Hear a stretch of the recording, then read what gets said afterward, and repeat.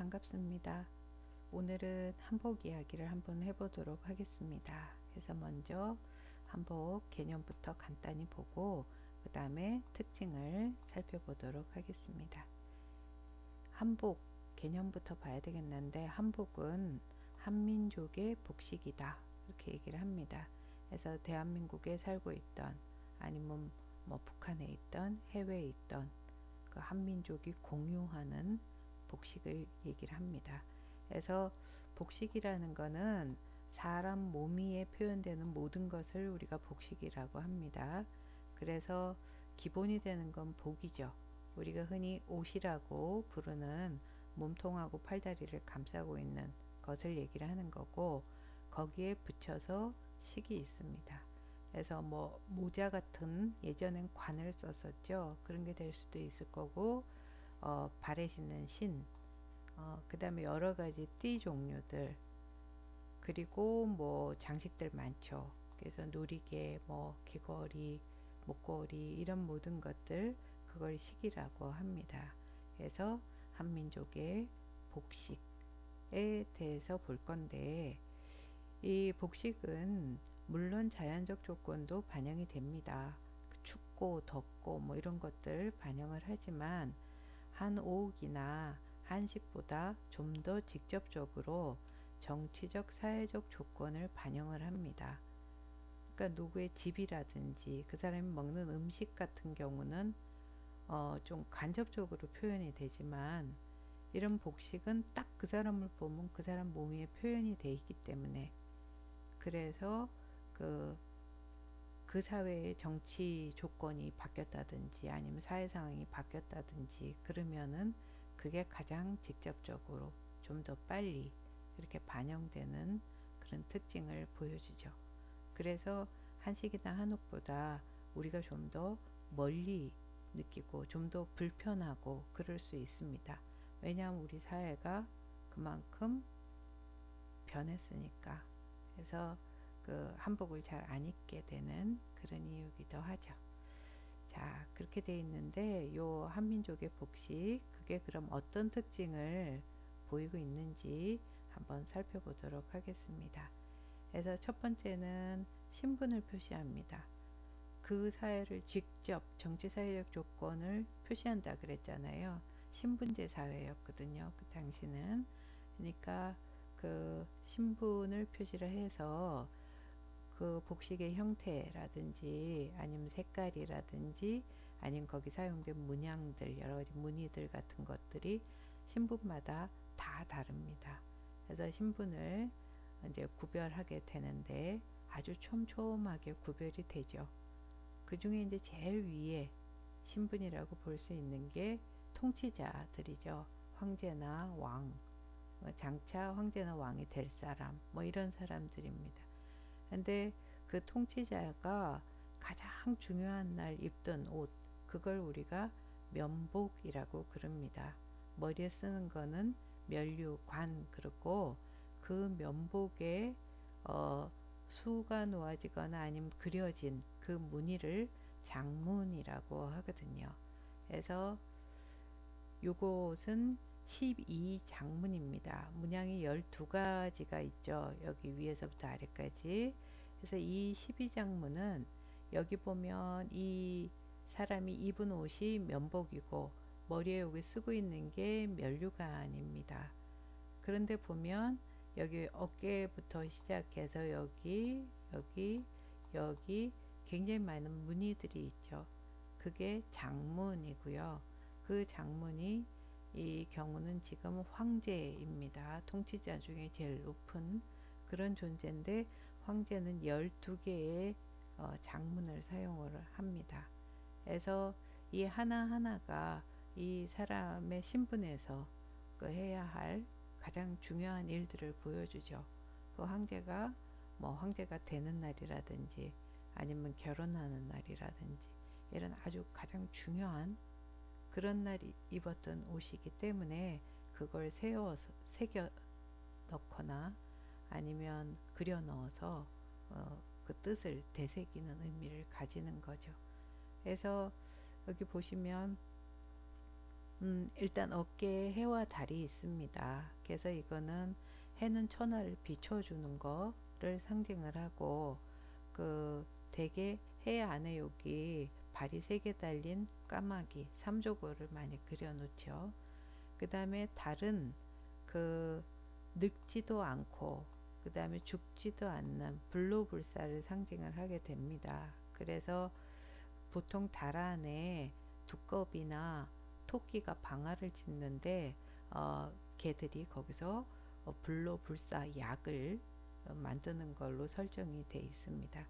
그 다음에 해와 달을 둘러싼 많은 별들, 성신이죠. 이 별들은 이제 북두칠성이나 직녀성 같은 걸로 상징이 되는데, 아주 충성스러운 신하들과 의로운 선비들을 상징을 합니다. 이렇게 돼 있고, 산은 천하를 안정시켜주는, 산이 잘 움직이지는 않으니까, 그래서 안정시켜주면서 동시에 높으니까 숭배하고 또 존경하고 이런 거를 상징을 하게 되고, 요문양은 화합니다. 명칭이 불꽃이거든요. 그래서 불꽃처럼 번영하는 거, 불꽃처럼 빛나는 밝은 덕, 이런 거를 상징을 하게 되고, 그 다음에 요것은 꿩입니다. 화충. 화충은 꿩인데 날개를 편 그 꿩처럼 아름다움, 이거를 상징을 하게 됩니다.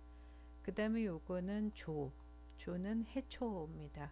그래서 물에서 이렇게 막 건져낸 해초는 굉장히 깨끗합니다. 그래서 정결함을 상징을 하게 되고, 그 다음에 이 분미는 여기 보면 쌀알입니다. 쌀알이 이렇게 모여 있는 거거든요. 그래서 이거는 그 백성들이 먹는 거죠. 쌀. 그래서 백성의 식량이면서 동시에 가장 기본이 되는 것이 식량이잖아요. 그러니까 애민정신, 백성을 사랑하는 정신, 이거를 상징을 합니다. 그 다음에 요 보는 도끼입니다.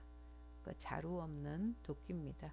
해서 도끼로 찍어 내리는 것 같은 어떤 결단력, 의지, 그런 거를 상징을 하고, 그 다음에 요거는 불인데, 이 불은 이게 활입니다.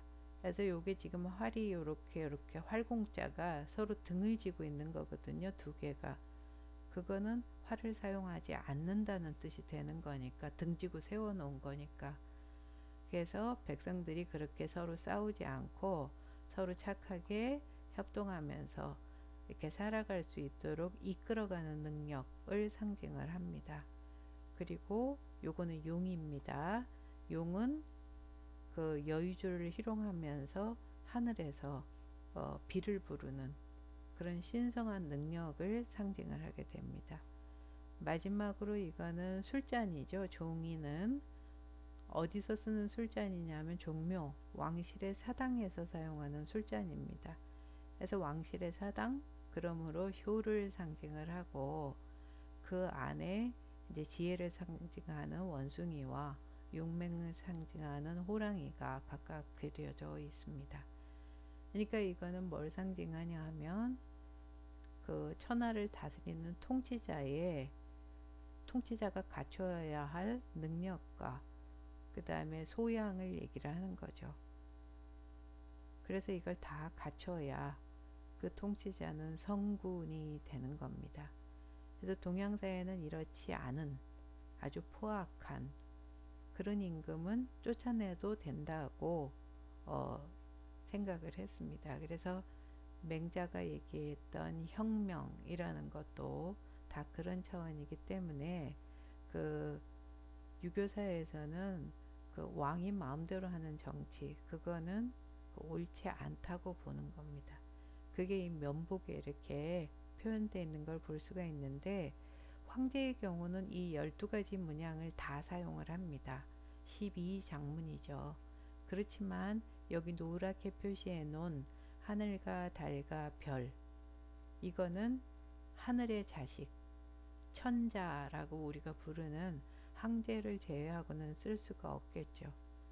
그러니까 나라를 똑같이 다스려도 제후에 해당되는 왕, 그 왕들은 요 위에 3가지 문양은 쓸 수가 없습니다. 그래서 나머지 9개의 문양만 사용을 하니까 구장문이 되겠죠.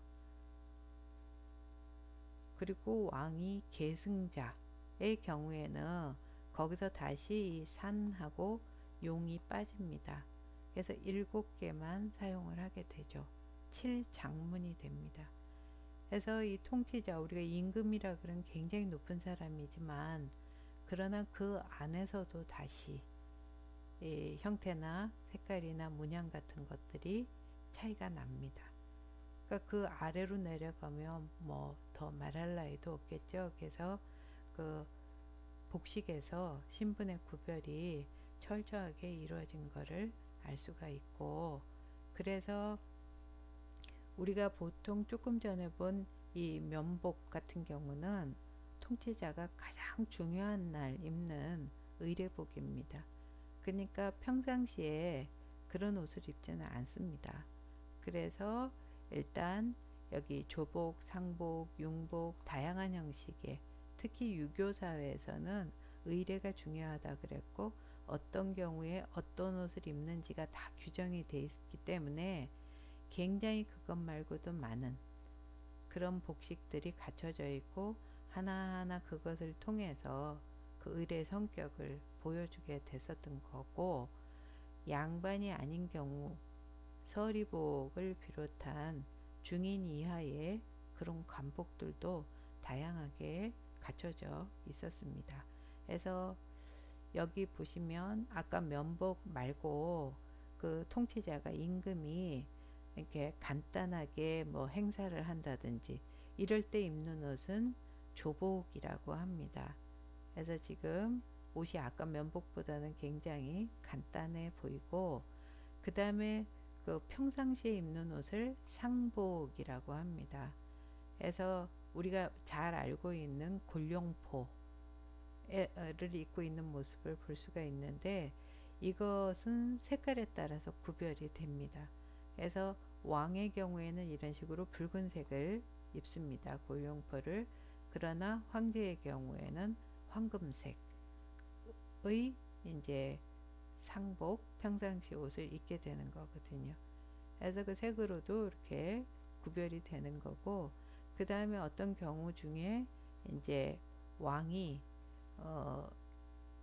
임금이 사냥을 나간다든지 아니면 군대를 사열한다든지 피난을 간다든지 이래서 말을 타야 할 경우에는 융복이라는 것을 입습니다. 거기에 좀 더 편한 이런 옷으로 나눠지는 거죠. 그래서 밑에 신하들 같은 경우에는 면복은 없습니다. 그건 통치자의 옷이기 때문에.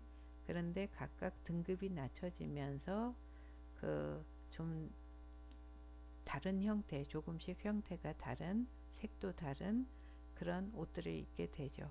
그래서 일반 관리들, 통치자가 아닌 경우에 가장 중요한 행사날 입는 옷은 아까 임금이 작은 행사 때 입었던 조복입니다.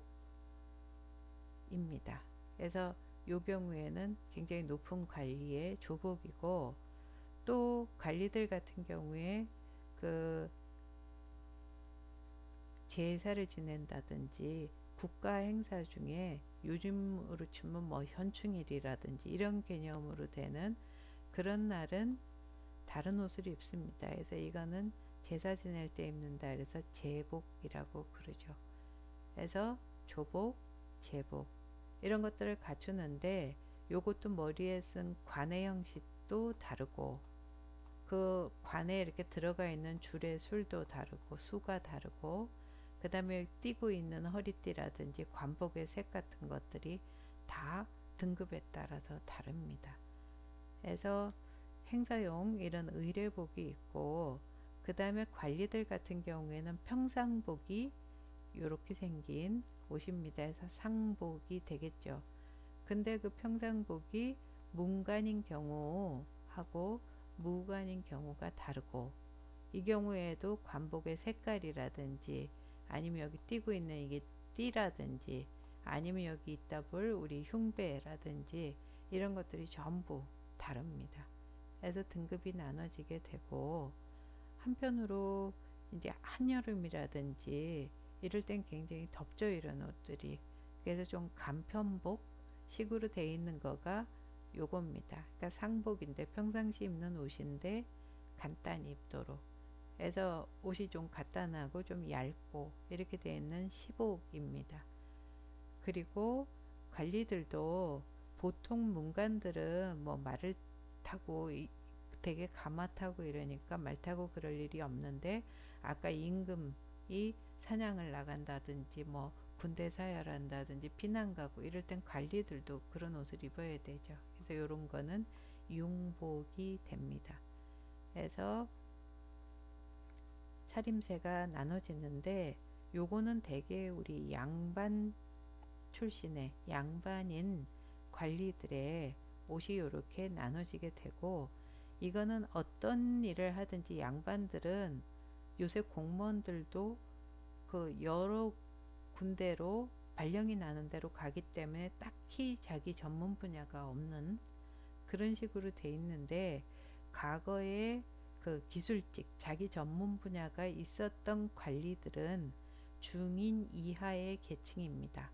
양반이 아니고.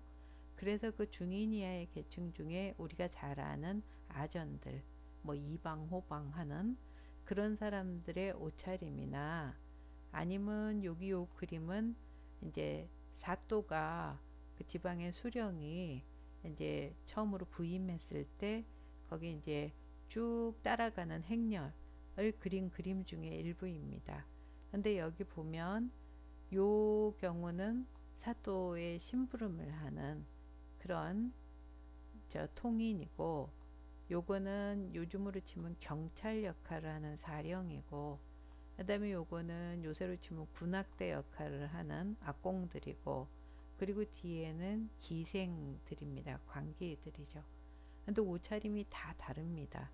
그래서 중인 이하인 경우는 각각 자기가 맡은 일이 딱 정해져 있기 때문에, 그래서 그 일에 맞는 옷차림이 정해집니다. 그러니까 양반 계층보다 훨씬 딱 보면 무슨 일 이렇게 알 수 있게 다양하죠. 그래서 중앙에 장학원이라는 데서 이제 음악을 담당하던 그런 관리 같은 경우에는 각각 자기가 어떤 일을 하느냐에 따라 어떤 악기를 연주하고 지휘자인지 연주자인지 뭐 아니면 춤을 추는 사람이든지 이런 거에 따라서 머리끝부터 발끝까지가 다 정해져 있고 색도 다르고 다릅니다. 그래서 옷차림이 그 중인이하 계층에서 그 복식이 관복이 좀 더 상세하게 나눠지는 걸 볼 수가 있는 거고요. 요 경우에 좀 이제 그 당시에 뭐라 그러나 패션 리더 이렇게 부를 수 있는 그런 사람들이 여기 별감입니다. 굉장히 옷이 화려하죠. 원래 이 색은 아까 왕들이 사용하던 색인데, 별감은 그 임금이나 뭐 세자나 요런 사람 측근에서 양반이 아님에도 불구하고 주로 이제 심부름하고 또 호위하고 이런 일을 하던 사람입니다. 그렇기 때문에 특별히 옷차림 이렇게 화려하고 눈에 띄고, 그리고 그 높은 사람 옆에 있기 때문에 되게 좀 뭐라 그러나 권세를 이렇게 좀 같이 농단할 여지도 있기 때문에, 그 당시에 이 패션을 아주 다양하게 하고 다니면서 여러 가지 뭐 풍류도 즐기고 그러던 사람들이고, 요 경우는 기생입니다. 원래 기생은 천인입니다. 천인이기 때문에 그 비단 옷을 입는다든지 뭐 가죽신을 신는다든지 이게 안 되는 계층인데, 특수 계층이잖아요. 상대해야 되는 사람이 최고위층이고, 또 하는 일이 그 무용을 한다든지 뭐 이런 여러 가지 예능에 관한 것이기 때문에, 이 사람들은 그 신분에 따라서 나누는 복식 그 규정에서 예외적인 사람들이었습니다. 그러니까 아주 다양한 그런 복식을 구가할 수 있었기 때문에 어떤 일이 벌어지냐 하면, 조선 후기 되면 그 기생들 복식이 유행이 되게 됩니다. 그래서 창기들의 아양 떠는 자태에서 생긴 이런 복장이 유행이 된 거죠. 누구한테까지? 규중에 있는 양반 부인들. 그래서 그 집안에서 이렇게 갇혀 사는 암체 있는 그런 양반 부녀자들 같은 경우는 그런 기생들의 아름다운 모습, 그 자유분방한 생활, 뭐 이런 것들에 대해서 아련하게 동경 같은 것이 있는 데다가 거기다가 이제 이 자기 남편이라든지 이런 사람들이 거기에 좀 이제 빠지고 이런 것들을 보면서 이 기생 문화가 양반층한테까지 영향을 주게 된 거예요. 그래서 그 대표적인 게 뭐냐 하면 조고리나 치마 같은 경우 이런 것들이 나타나는데, 여기 보면 원래는 그 임진왜란 그 무렵까지는 조고리가 이렇게 길었습니다. 그랬는데 이 기생풍속 영향으로 뭐 일테면 섹시한 그런 옷이 되면서 조고리가 몸에 붙으면서 점점 짧아지고, 반대로 하체에 있는 치마는 굉장히 풍성해지는 이런 경향을 보이기 시작합니다. 그래서 조고리가 점점점 짧아져서 급기야 가슴이 드러나는 이런 상황에까지 이르게 된 거죠. 그래서 이게 그 당시 이제 미인도로 나온 건데, 머리에는 여기는 그런 일이 없잖아요. 근데 갑자기 머리 위에 굉장히, 이건 가발입니다. 그래서 기생풍속인 가채와 그 다음에 짧은 조거리, 그 다음에 풍성한 치마, 그러니까 이 치마를 위한 속옷의 발달, 이런 것들이 그 기생 영향으로 발달이 되니까 정부에서 규제를 합니다. 너무 심각한 사회 문제가 돼서. 그래서 19세기 후반 되면 다시 좀 되고 치마도 좀 폭이 좀 줄 수 있게 됐는데, 그게 상당히 오래 민간에까지 영향을 줍니다. 그래서 이런 식으로 지금 보면 가슴이 다 드러나 있습니다. 그래서 이 기녀가 가채를 하고 가슴을 드러내고 또 그 저 아주 그 속옷을 과하게 입는 이런 것들이 유행을 하기도 했었던 거죠. 그래서 요런 옷차림들이 있었고, 그 다음에 이제 사대부들 같은 경우에 출근하지 않을 때는 아까 간복을 입지는 않겠죠. 그래서 사대부들은 의관을 갖춰 입는다, 그렇게 얘기를 하거든요. 그래서 보통 양반들이 이제 외출할 때 옷차림은 요 옷차림이었습니다. 그러니까 간복을 입지 않을 때. 그래서 이거는 머리에 쓴 걸 우리가 갓 쓴다 그러죠.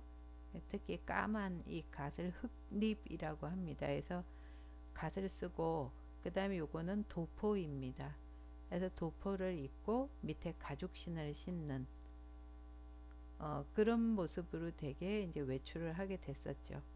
그러다가 이 도포가 워낙 품이 넓고 이 옆도 이렇게 트여 있습니다. 그래서 너풀너풀하니까, 그러니까 흥선대원군 때 모든 복제를, 관리들 복장, 양반 복장을 규제를 해서 간소화하거든요.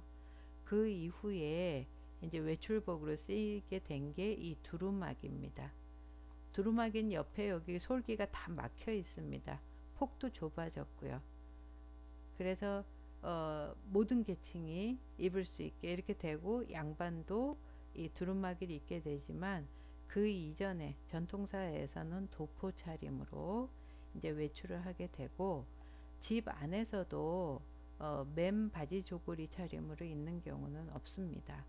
그래서 반드시 포 종류를 입는데, 다양한 포가 있는데 그 중에 이제 조금 그 풍류를 아는 사람들이 좋아하던 포가 학창의라고 해서 이런 포를 입거나, 아니면 가장 그 유교의 본질, 거기에 적합한 옷을 입었던 게 요 심의라는 옷입니다. 그래서 심의는 여기 보면 허리에 딱 허리선이 오고, 공식적으로 가장 유자의 기본 자세를 보여주는, 그래서 심의와 머리에 쓴 거 복건이라고 하거든요. 심의 복건 차림, 요 기본으로 많이 포를 착용하거나, 아니면 그 머리 위에 쓴 것도 복건이 아니면 요 정자간이라는 거를 많이 착용을 했습니다. 정자간 해서 다양한, 그리고 집에 있을 때도 되게 겨울에도 부채를 손에 이제 되게 드는 이런 모양으로 단장하게 어, 생활을 했고, 한편으로는 우리나라 그렇게 해서 만들어지는 옷들은 요렇게 전부 목 부분이 각이 져 있는 모양인데, 요 경우는 중국에서 원래 들어와서 과거 시험에 합격자들이 주로 입던 옷입니다. 그래서 이거는 난삼이라고 하는데, 보면 목 부분이 둥글죠. 요거는 소가, 우리가 보통 보는 생원 진사가 되는 그 과거 시험의 합격자들이 입던 옷이고, 반면에 이것도 목이 둥근데 이건 앵삼이라고, 그래서 대과, 우리가 보통 문과라고 얘기하는 딱 관리가 되는 그 과거 시험의 합격자가 입던 옷입니다. 그래서 둘 다 목이 둥글게 이렇게 돼 있는데, 요 앵삼을 입었을 때는 머리에 이렇게 종이로 만든 꽃을 꽂고 이렇게 각이 진 모자, 요거 복두라고 합니다. 요걸 쓰거든요. 그래서 이건 어사화입니다. 그래서 과거 대과에 합격하면 임금이 이제 머리 위에 요 복두 위에다 이렇게 꽃을 꽂아줍니다. 그래서 임금이 내리신 꽃이다, 그렇게 얘기를 하죠. 요런 옷차림이 있고, 그 다음에 성균관 학생이나 이런 경우에 좀 간편복으로 입었던 게 여기 다포라는 겁니다. 그리고 간혹은 이렇게 반팔로 요만큼 오는 요거는 반비거든요. 그 반비를 입기도 합니다. 그래서 기본적으로 양반은 어떤 경우에도 맨 바지 조거리 차림, 그 다음에 상투를 드러내는 차림, 이런 건 하지 않습니다.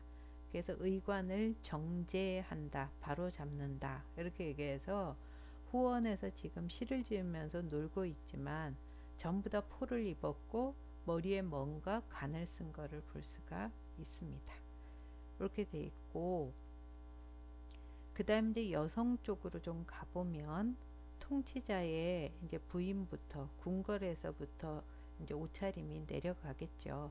그래서 일단 임금의 부인 같은 경우에 중요한 그 행사가 있을 때 입던 옷이 처음에는 조선시대 같은 경우에 대삼이었고 나중에 적이라는 걸로 바뀌어가고요. 그 다음에 이제 원삼, 이건 작은 행사 때 입는 옷, 통치자의 부인인 경우를 얘기를 하는 겁니다. 그 경우엔 작은 행사 때 입는 옷, 그 다음에 평상시에 입던 옷. 그런데 남성복보다도 더욱더 이 복식 종류는 여성이 다양하겠죠. 그래서 아주 다양한 그런 그 복식이 있었습니다. 그래서 먼저 그 임금의 부인 같은 경우는 조선 초기 같은 경우에는 대삼이라는 거를 가장 중요한 행사 때 착용을 했었습니다.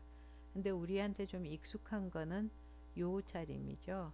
예, 꽁무니를 적이라고 하죠. 그래서 적의라 꽁무니가 놓여진 옷이다. 그래서 이 적이가 이제 조선 후기 되면, 그러면 그 임금 부인이 가장 중요한 행사 때, 뭐 이를테면 혼례식이라든지 뭐 임금이 즉위한다든지 이럴 때 입었던 그런 옷이 되겠습니다. 그래서 이렇게 이제 바뀌어 가는데, 가운데 요거는 중국의 송나라 때 황후가 입었던 적의입니다. 그래서 이 적의는 기본적으로 좀 많이 유사하죠. 좀 다른 점들, 여기 댕기 부분이나 이런 게 다른 게 있지만, 그런데 머리 모양이 요 경우에는 요게 비슷하고요. 요 경우에는 요게 비슷하죠. 그래서 여성복 같은 경우는 상대적으로 그 중국의 영향을 좀 덜 받고 좀 더 우리식으로 많이 이렇게 그 변모한 모습으로 사용한 것을 알 수가 있습니다. 여기 가장 중요한 행사 때 입는 옷이고요. 그 다음에 이제 작은 행사 때 입었던 옷, 그거를 원삼이라고 하는데, 이제 황제의 부인 같은 경우에는 황색이 기본에 대해서 황원삼, 왕비 같은 경우는 홍색이 중심이 되는 홍원삼, 그 다음에 뭐 후궁들이나 아니면 공주, 뭐 옹주 이런 왕의 딸들이나 이런 경우는 녹원삼을 입었습니다.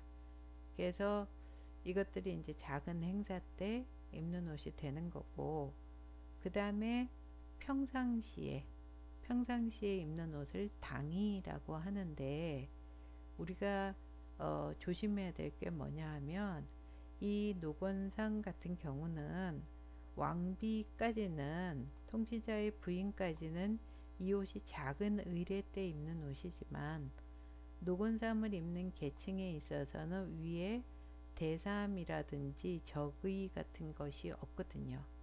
그렇기 때문에 이 녹원삼이 가장 큰 행사 때 입는 옷이 되는 겁니다.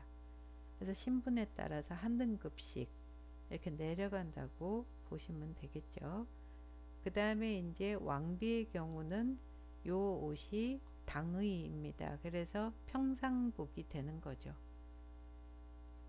그런데 궁궐 같은 경우에는, 요 경우에 뭐 옹주나 이런 사람들이 입었던 그런 당의가 되는데, 이 경우에는 보가 있지만 이 경우에는 없습니다. 그리고 그 사용하던 문양이라든지 이런 것도 그 통치자의 부인이어야 용이라든지 봉황이라든지 이런 문양을 사용할 수 있고, 그렇지 않은 경우는 못 쓴다든가 그런 규정이 아주 명확히 되어 있는 겁니다. 그렇게 되어 있고, 궁궐에 있는 이 상궁 같은 경우는 이 옷이 궁궐 내에서는 평상복이 되는 거지만, 이 경우는 궁궐 밖에 있는 양반 부인이 행사 때 입는 옷입니다. 그러니까 궁궐 안에서는 이게 평상복인데, 궁궐 밖으로 나가면 이게 이제 행사복이 될 수 있는 거죠. 의례복이. 그래서 등급별로 이렇게 이제 내려가게 되는 거고요. 이 당의 같은 경우도 문양도 다르고 색깔도 다르고 다 다른데, 입는 시기도 그 이제 더워질 때 아니면 추워질 때 왕비가 먼저 이제 옷을 바꿔 입습니다.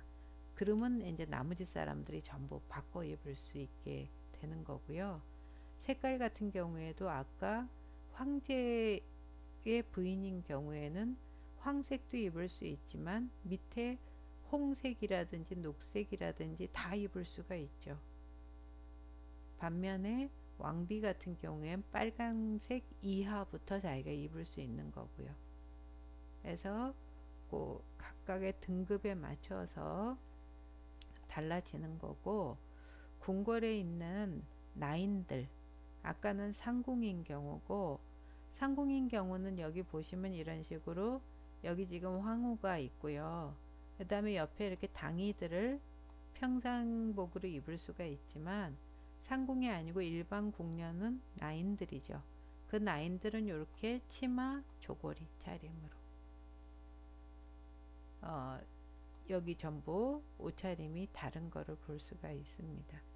그리고 저 치마 조거리 차림이 이제 사대부 양반의 부인들의 평상복이기도 한 거죠. 이렇게 다양한 걸로 내려가게 되는데, 이제 서민들한테로 내려가면 일반 백성들이죠. 그 백성들 같은 경우는 아까 우리가 봤던 양반처럼 의관을 정제하는 일이 없습니다. 노동하는 계층이잖아요. 그러니까 이 경우는 뭐냐 하면 그냥 바지 조거리 차림. 이 경우도 마찬가지죠. 그래서 뭐 춥거나 이러면 여기 이제 솜을 넣어서 입는다든지 이런 식으로 되는 거예요. 그런데 차이점은 뭐냐, 결혼 안 하면 머리를 닦고 이렇게, 결혼하면 상투를 틀고, 그런 차이점이 있는 겁니다. 그래서 상투 같은 경우도 이 평민들 같은, 이건 고구려 고분벽화에서부터 옛날부터 상투를 틀었는데, 전봉준도 상투를 틀었지만 머리를 그냥 이렇게 올려 묶은 거지 여기 다른 거 뭐 하거나 망건을 하거나 그러지는 않습니다. 그래서 맨 바지 조거리 차림, 이게 이제 남자 서민들의 옷차림이고, 여성인 경우에는 치마 조거리 차림이죠. 그래서 이 경우에도 포를 입거나 그러지 않습니다. 그래서 머리를 정돈하고 올리고, 대개 이제 머리 수건 같은 걸 일할 때는 써서 가리고 일을 했던 거고, 아이들도 서민의 아이들은 그냥 바지 조거리 차림입니다. 그래서 자유롭게 이렇게 놀고, 머리는 뒤로 이렇게, 아직 결혼 안 했으니까 닦고 이렇게 되지만, 양반집 아이들은 다릅니다. 그래서 여기 보면 아까 우리 봤던 이제 다포 같은 거를 입거나 해가지고서 반드시 머리에도 뭘 복권을 씌우고 해서 그 양반의 자식처럼 보이게 되고, 여자아이는 치마 조거리 차림이라고 하더라도 머리에 뭘 쓴다든지 이 옷 재료가 다르다든지 하는 식으로 해서 등급 차이가 납니다. 그래서 그 양반으로 태어나기도 하지만 양반으로 길러지는, 그 차림새에 맞춰서 아이들 행동이 달라지는 이런 걸로 볼 수가 있는 거죠. 그래서 우리가 치마를 하나 예로 들어봐도, 여기 보면 이렇게 스란 치마라 그래서 그 아까 우리 봤던 예복들, 지배층의 예복에 입었던 그런 치마나, 아니면 여기는 이건 굉장히 패션에 그 충실한 그런 예복 치마죠. 이 경우에는 앞부분은 이렇게 되어 있는데 뒤는 이렇게 길어서 뒤로 이렇게 드레스처럼 끌리게 되어 있는 그런 치마입니다. 그래서 이런 치마들은 굉장히 폭도 넓고 이런 금박을 찍거나 문양 같은 것들도 놓고 이렇게 되는 거지만, 일반 평민들 같은 경우는 어떻게 되냐 하면 그냥 아주 몸에 거의 붙는 정도의 폭으로 되어 있는 치마죠. 그런데 천인인 경우는 또 다릅니다. 이 경우는 여기 지금 허리띠를 했기 때문에 허리띠를 풀면 이렇게 내려옵니다. 일하기 편하라고 이렇게 올려서 지금 묶은 거지만, 이 경우는 요 길이가 답니다. 그러니까 천인의 치마, 길이부터 다르고, 또 백정이라든지 이런 특수계층 천인인 경우에는 옆에 뭐 검은 천을 단다든지 해가지고서 또 표시를 했습니다. 그래서 치마 하나만 봐도 그 사람 신분이 뭔지를 알 수가 있게 돼 있는 거고, 그리고 폭이 달랐습니다.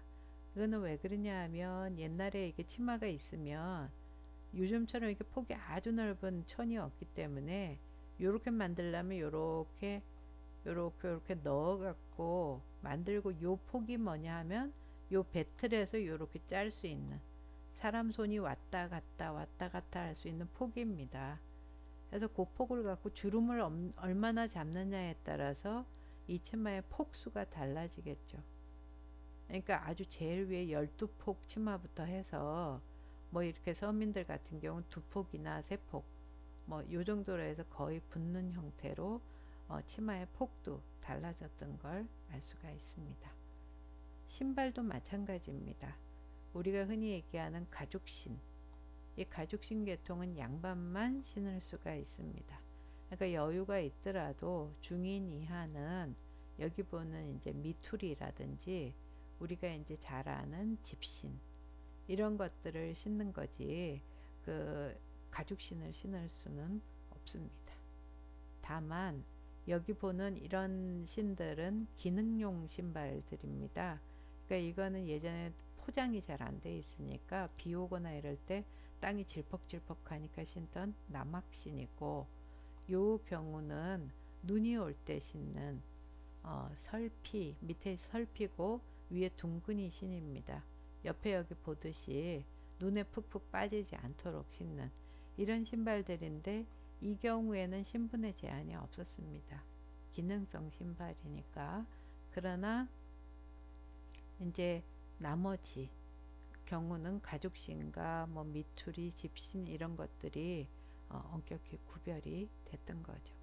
그러니까 모든 복식에서 신분이 반영된 신분의 표시로서의 복식이었다. 이렇게 볼 수가 있는 거고요. 그 다음에 이제 그 우리나라 한복의 특징이 뭐냐 하면 유교를 그 당시에 표방을 했었죠.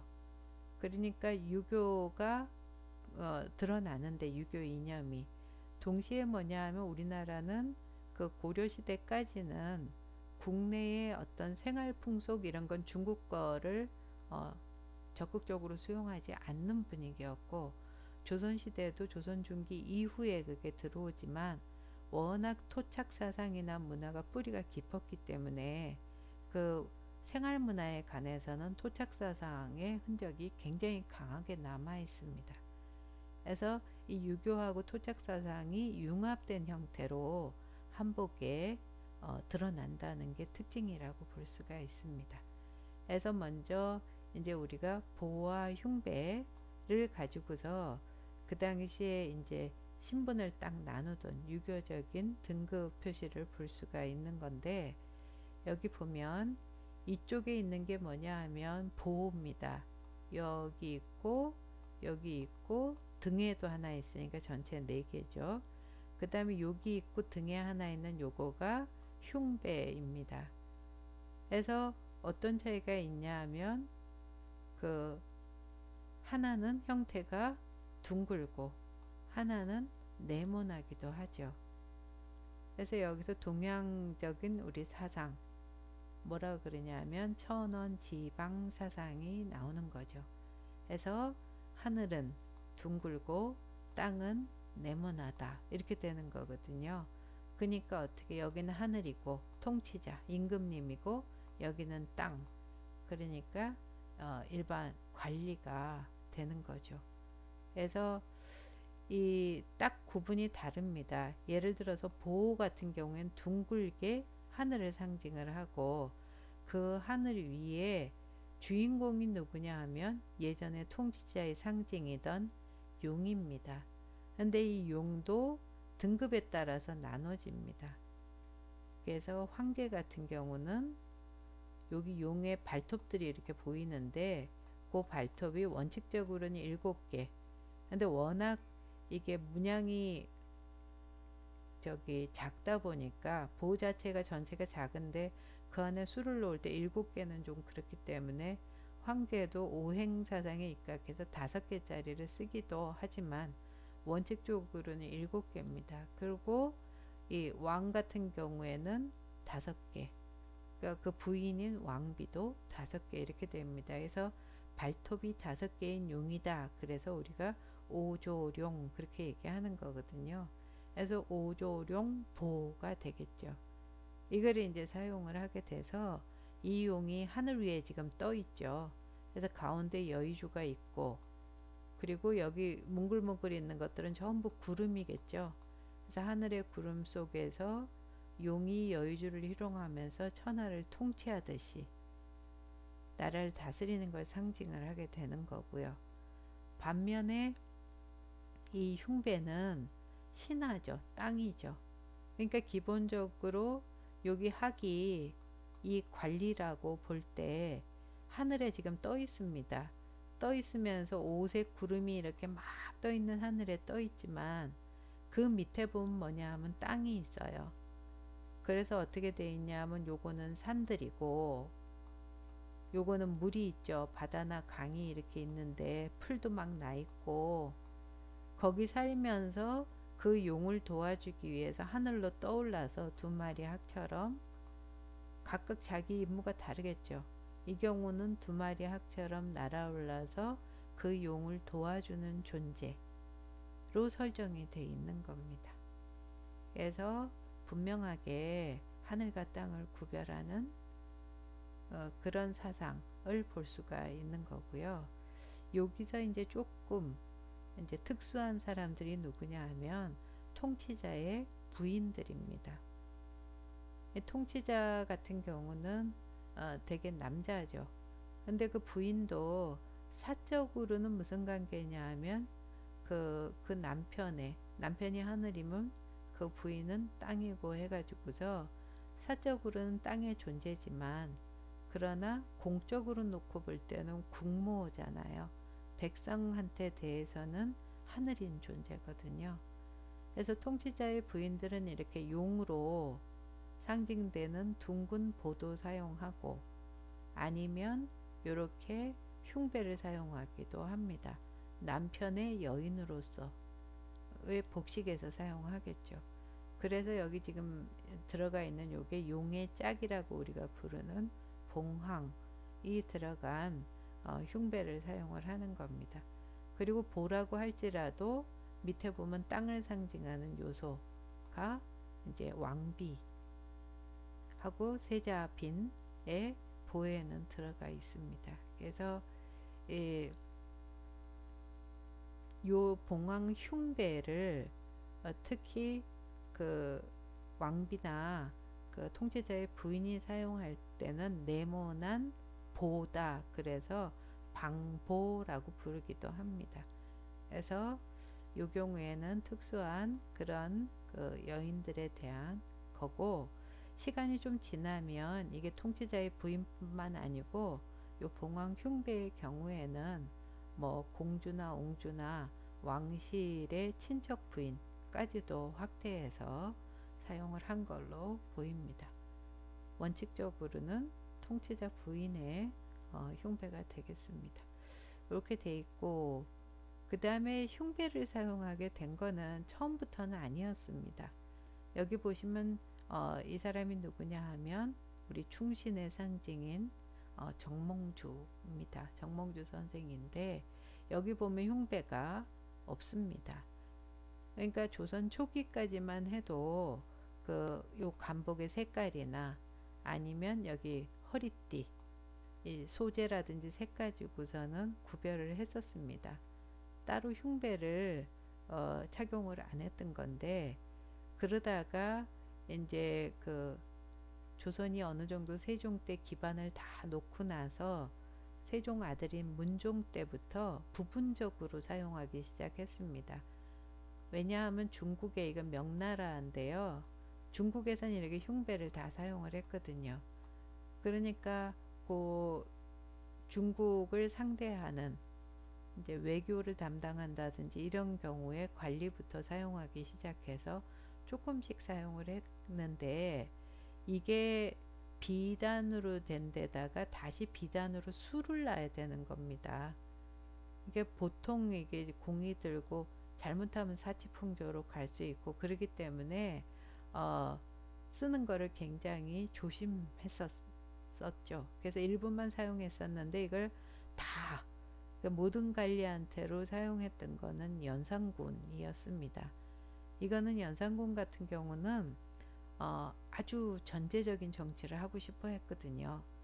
아까 얘기했듯이 유교에서는 그런 전제적인 왕이 마음대로 하는 정치는 잘못하면 폭군으로 갈 수 있는 길입니다. 그러니까 신하들을 예우하면서 그 의견을 들어서 성군의 길을 가야 하는데, 연산군은 자기가 제일 위에 있고 밑에 신하들을 쫙 줄 세워서 자기 말을 잘 듣는 신하가 되는 그런 정치를 꿈꿨던 거거든요. 그래서 그런 차원에서 어떻게 되냐 하면 이 관리들을 쭉 줄 세우는 계급장을 다 달았던 거가 이 흉배를 전체 동서반 모두 1품에서 9품까지 다 달게 만드는 이유가 됐던 겁니다. 그래서 이 중국 제도니까 우리 따라 하는데, 근데 문양을 어떻게 하냐면 돼지, 사슴, 따오기, 기러기 이런 거로 해라 그랬다고요. 여기 보면 우리 중국에서 사용되던 이런 문양들은 전설적인, 그리고 굉장히 이렇게 뭐라 그러나 좋은 의미를 가진 그런 문양들을 사용을 했던 거예요.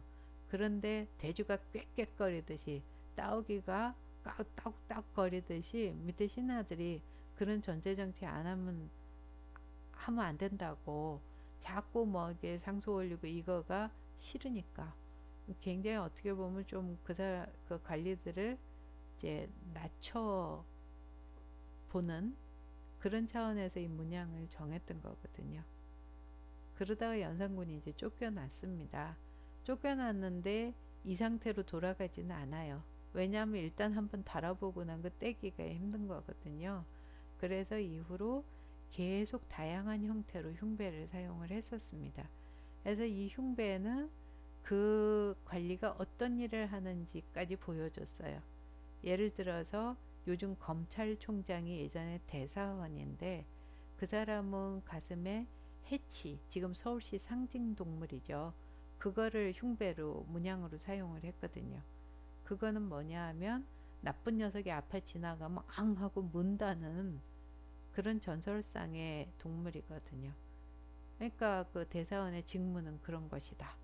이런 식으로 해갖고 사용을 다양하게 하다가 이것도 이제 흥선대원군이 그 관복을 간소화할 때 이것저것 그거 문제 있다. 그래서 단순화시켜서 문관은 학, 무관은 호랑이, 그리고 장관급은 2마리, 그 다음에 차관급 이하는 요거 1마리씩만 그렇게 하는 걸로 이제 그 간소화가 됐던 거죠. 그래서 흉배라는 거가 그 유교의 그 신화와 그 다음에 통치자를 구분하는 사상, 그래서 하늘과 땅으로 나눠보는, 그리고 관리들이 각각 자기가 해야 될 직무를 보여주는 그런 문양을 이제 나타나게 되는 그런 그 상징물이었다고 볼 수가 있는 거죠. 그리고 유교 사상에서는 효를 굉장히 중시하죠. 그 효의 그 한 방면으로 뭐냐면 부모님이 주신 몸을 내가 상하게 해서는 안 된다는 거예요. 그래서 예전에 그 저 손톱을 발톱을 깎아도 함부로 어디 버리는 게 아니고 비단 주머니에 잘 보관하고 이렇게 뒀다가 그 산소에 성묘가가 나온 고기 묻는다든지 이런 식이었거든요. 그래서 가장 불효가 자기 몸을 보존하지 못하고 목이 잘려 죽는다든지 뭐 이런 거는 정말 불효였던 거거든요.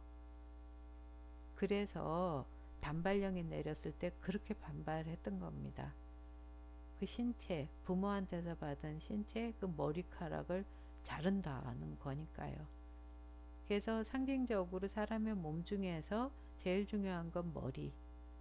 그래서 그 머리에 관련된 관식하고 그 다음에 여성 같은 경우에 이제 두식이죠. 머리를 어떤 식으로 장식하고 하는 것들을 굉장히 그 중시했던 그런 분위기를 가졌습니다. 그래서 여기 보면 여기 위에 있는 거 요거는 큰 갓이죠. 이 갓의 직경이 굉장히 깁니다. 그래서 저거는 양반만 할 수 있습니다. 그러니까 말총으로 만들고 그리고 폭이 넓은 갓, 큰 갓이죠. 이건 양반용. 그리고 요거는 중인들, 아까 우리 설이라든지 이런 중인용 갓입니다. 여기 짧죠. 그래서 그 등급이 나눠지고 중인 이하는 이 말총으로 만든 갓은 아예 못 썼습니다. 그래서 이 등급을 딱 나눠주게 되고 동시에 그 흥선대원군이 그래서 이 큰 갓이 너무 패단이 많다 그래서 개화갓이라 그래서 개화기 이후에는 양반도 이런 걸 쓰게 만드니까 그 이전에는 양반은 큰 갓을 썼던 겁니다. 그러니까 갓만 쓰는 게 아니고 그 머리를 중시하니까 어떻게 되냐면 머리를 일단 어떻게 만드냐면 상투를 틀죠. 그 상투 튼 거에다가 여기 이마 부분 이렇게 보면 이거를 우리 망건이라고 하는 거를 뺑 돌라서 이 줄로 해갖고 딱 묶는 거예요. 그리고 나서 그 위에다가 이 탄건을 쓰는 거죠. 이 사람도 보면 요렇게 해서 탄건을 쓴 거를 볼 수가 있고 그 위에 다시 관을 이렇게 쓰는 거죠. 이게 굉장히 중요하니까 각종 관을 쓰게 되고 그리고 이 안에도 굉장히 아름답게 장식을 합니다. 여기는 요거는 뭐냐면 아주 조그매요. 여기 상투가 이렇게 있으면 상투에 이렇게 쓰는 상투관입니다. 그렇게 되고 여기 보면 이렇게 이제 고정시키느라고 동곳이란 게 있는데 아주 아름다운 여러 가지 보석 이런 걸로 그 동곳을 만들고 그 다음에 여기 보면 이렇게 줄을 해갖고 이마에 둘러야 되니까 그 구멍 그거를 막는 거를 우리 관자라고 그러는데 그것도 신분에 따라 전부 다릅니다. 모양이나 재료나 이런 것들이 했는데 그 관자를 장식 수단으로 많이 활용을 했고, 그 다음에 여기 보면 이렇게 돼 있는 그거가 여기 풍잠이라는 겁니다. 그래서 그 관을 각종 관이 많고, 또 상투 위에 이렇게 쓰는 망건, 탄건, 또 뭐 여러 가지 장식물 이런 게 이제 발달을 했던 거죠. 그래서 양반들이 이제 외출할 때 썼던 아까 우리 흙립 가시죠. 그래서 요거 잘 보관해야 되니까 요게 이제 집입니다. 요 열어서 관을 보관하는 갓집이 되는 거고, 그 다음에 아까 옷 중에 이제 말 타고 이럴 때 입었던 옷은 융복이죠. 그때는 저 이제 말총으로 만든 갓이 아니고 요거는 대나무로 아주 가늘게 만들어서 빨간색을 칠한 융복에 사용하는 주립입니다.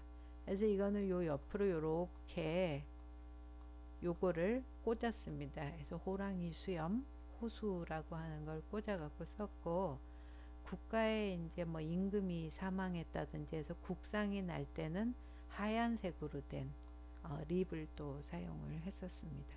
그래서 그 머리 위에 중인 이상이어야 저런 이제 립을 쓸 수가 있고, 그것도 경우에 따라 또 중인이냐 양반이냐에 따라 달랐고, 장식물은 좀 더 세심하게 왕이냐 뭐 왕실이냐 양반이냐에 따라 또 달랐던 걸 볼 수가 있죠.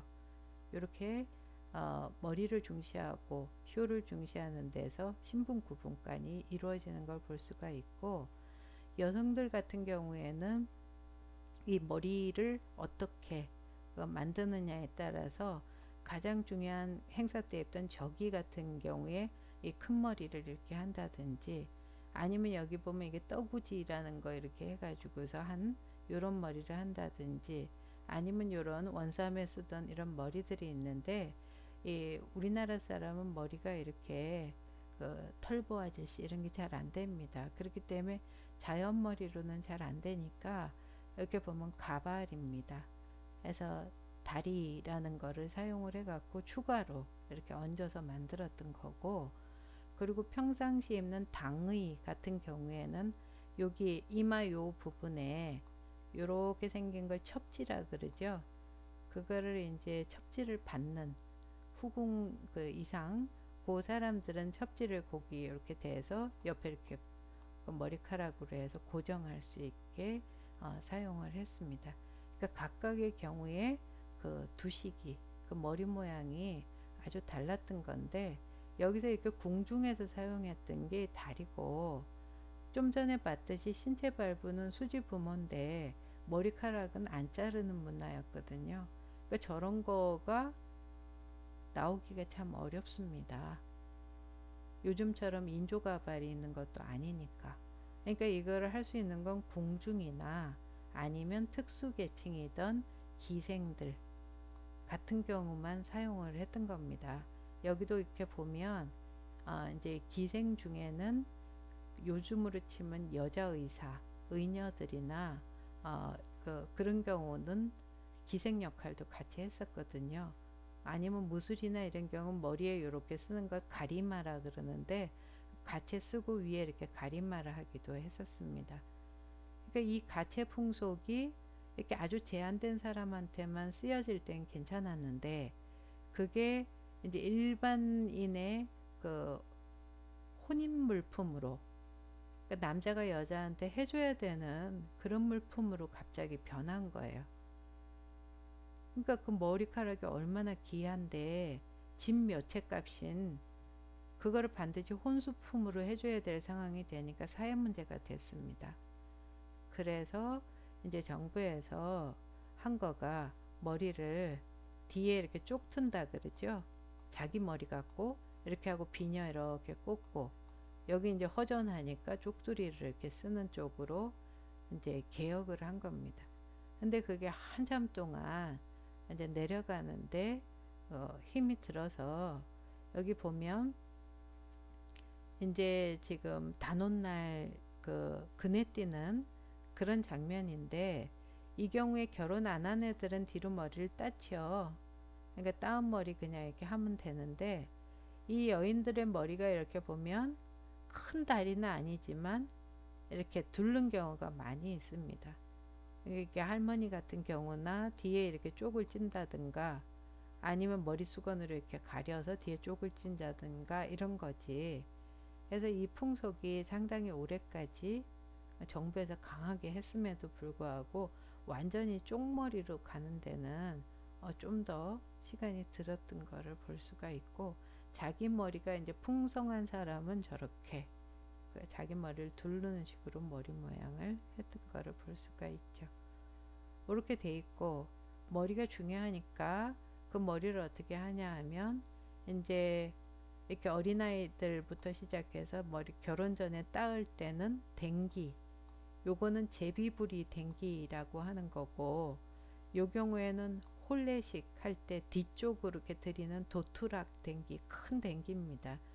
이것 말고도 뭐 앞댕기 무슨 댕기에서 그 머리에 드리는 댕기 종류가 발달하고, 그 다음에 비녀들, 그러니까 각종 그런 비녀들도 발달하고, 그 머리에 꽂는 각종 장식들, 그래서 여기 뾰족한 부분을 이렇게 그 머리에 이제 꼽는 겁니다.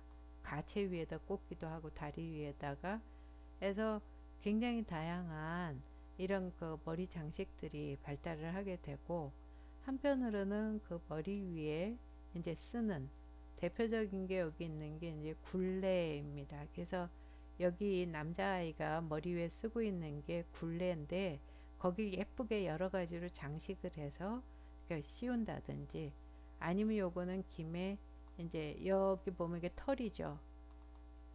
그래서 우리 그 풍차 거든요. 바람도 막아준, 바람 막는다 이런 뜻인데, 저런 거 써가지고서 바람도 막고 머리도 예쁘게.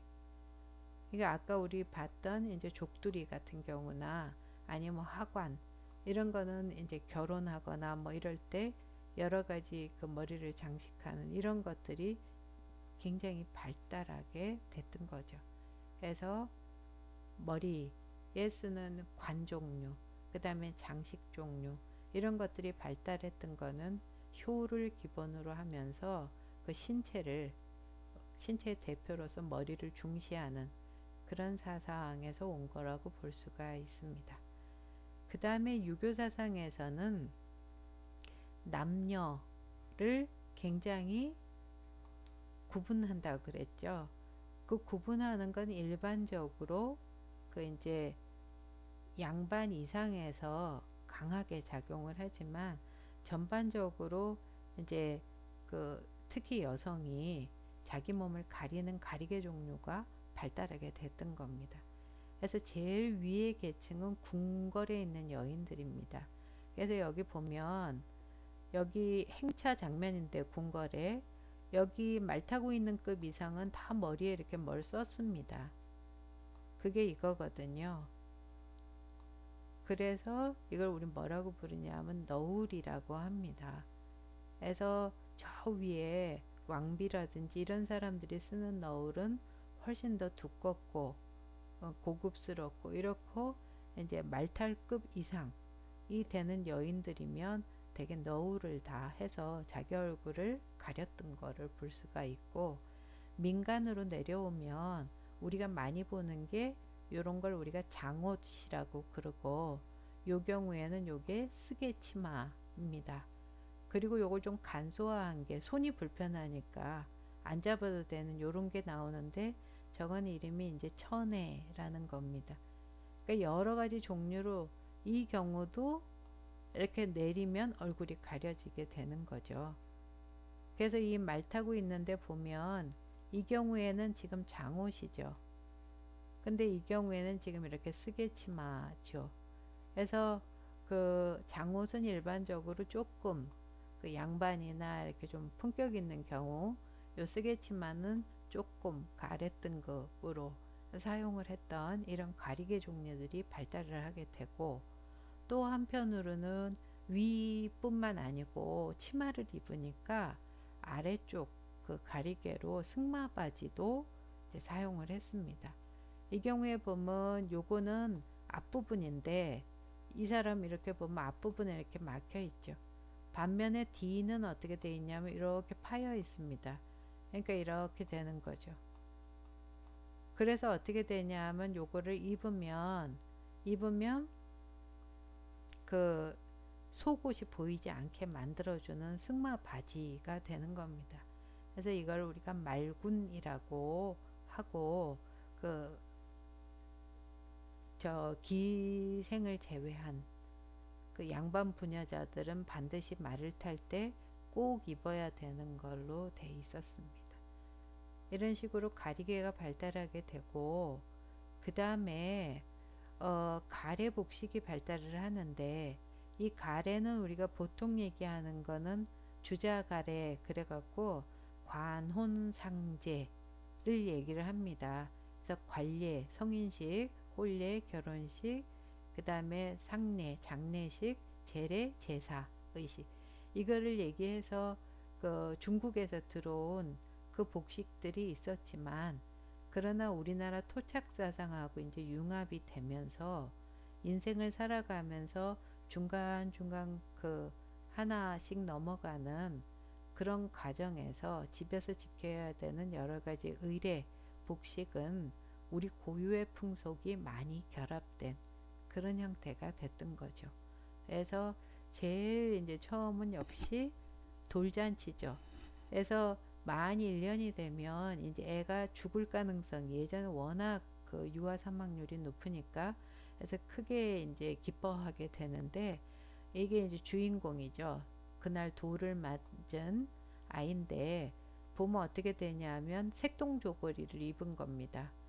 그리고 빨간색으로 이렇게 배자를 입고 허리에는 주머니를 채웠는데 그 주머니 안에 그 오곡을 각종 곡식을 다 넣어 가지고서 저 장수를 기원을 하고 그리고 머리에는 아까 봤던 우리 굴레를 지금 씌운 겁니다.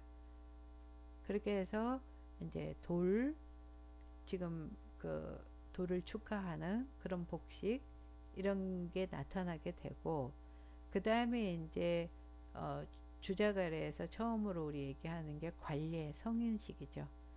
그래서 여기는 지금 뭐 남자 여자가 이쪽 그 남자 이쪽 여자 해서 이렇게 표시가 되지만 이렇게가 아니고 양반집에서 그 이 관례를 할 수 있는 거는 굉장히 여유가 있어야 돼요.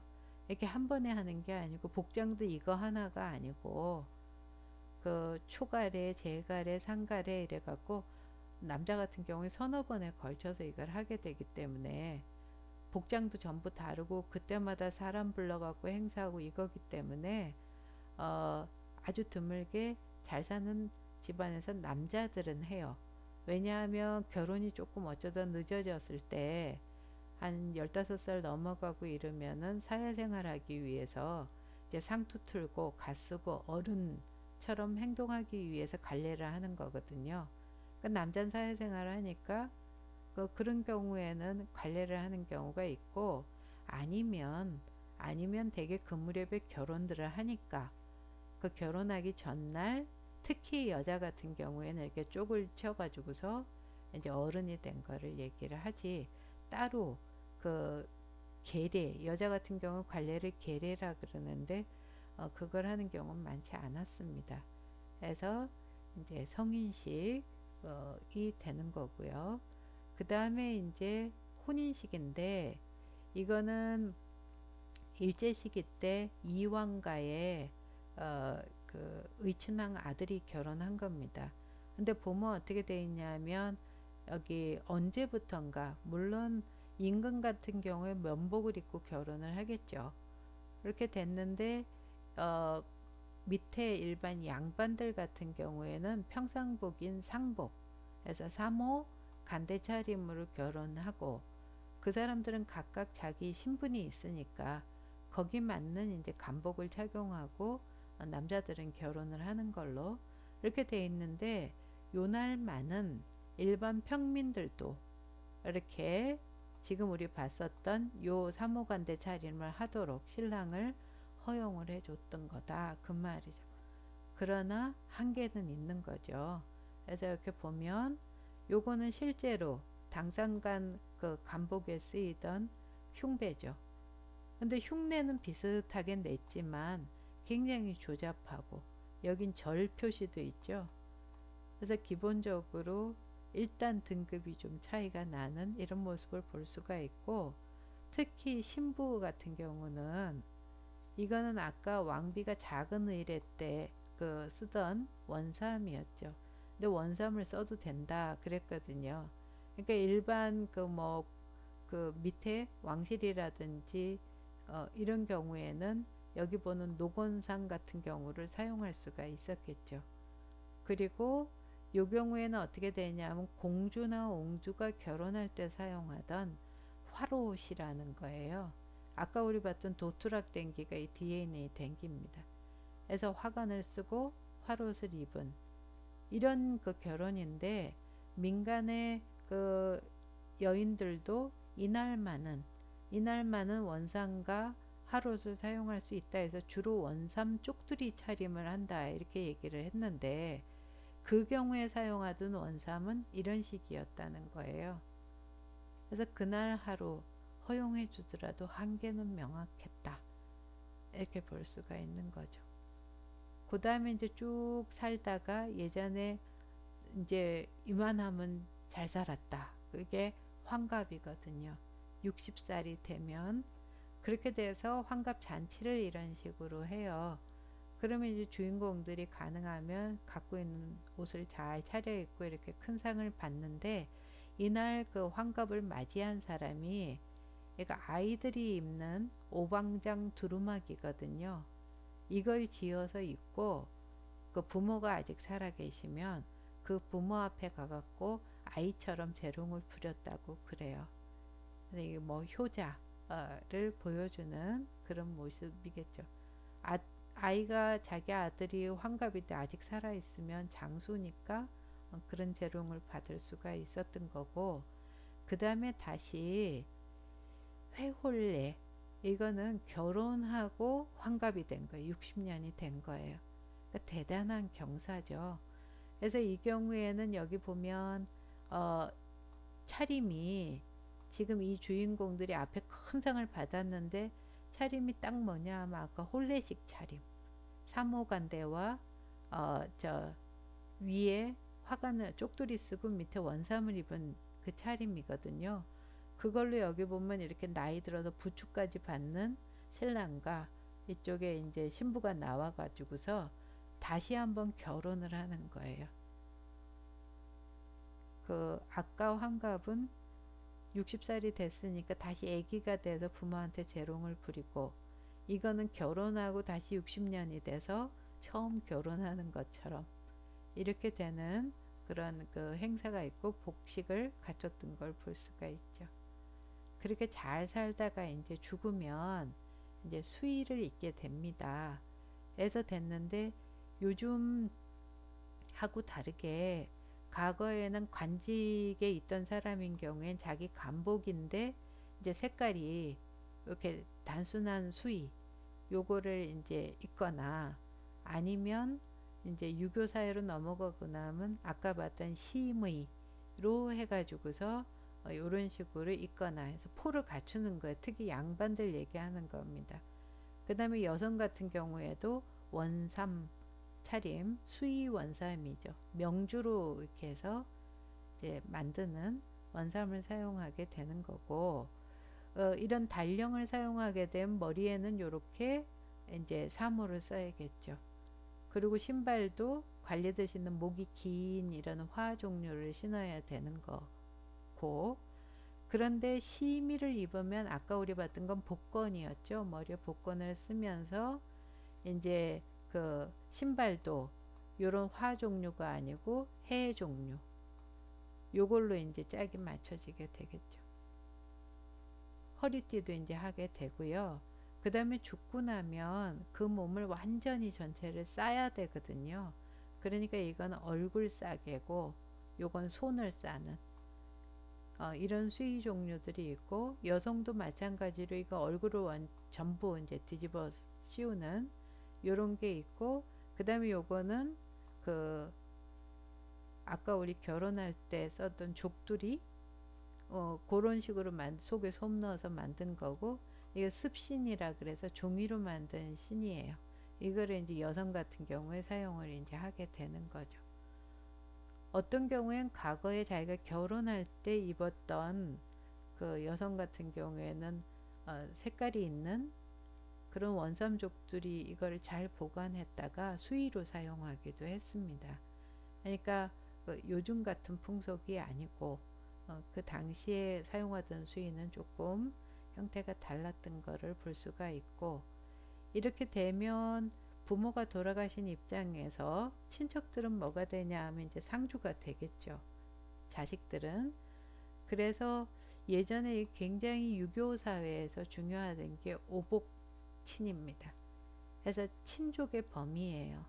그래서 5등급으로 이렇게 참채부터 심화까지 나눠 갖고 그 관계를 표시하고, 자기 관계가 가까울수록 그 상복이 위로 올라가면 어떻게 돼요? 자기 아버지가 돌아가셨다든지 이럴 때 3년상을 치를 때는 아주 가공도 할 수 없는 이런 거친 마로 생긴 마포를 갖고 옷을 해 입고, 손에 이렇게 대나무 지팡이를 짚고 이렇게 있는 모습이 되고, 그 혹시라도 절대로 이렇게 밖에 나다니고 이럴 수 없는 그런 상황이지만, 조선 후기에 좀 나다니고 해야 될 때는 죄인이기 때문에 부모가 죽은 여기 삿갓을 가지고서 얼굴을 가리고, 이걸로도 얼굴을 가리고 이렇게 이제 잠깐 나갔다 와야 하는 그런 상복을 사용을 했었던 거죠. 기본적으로 안 나가는 걸로.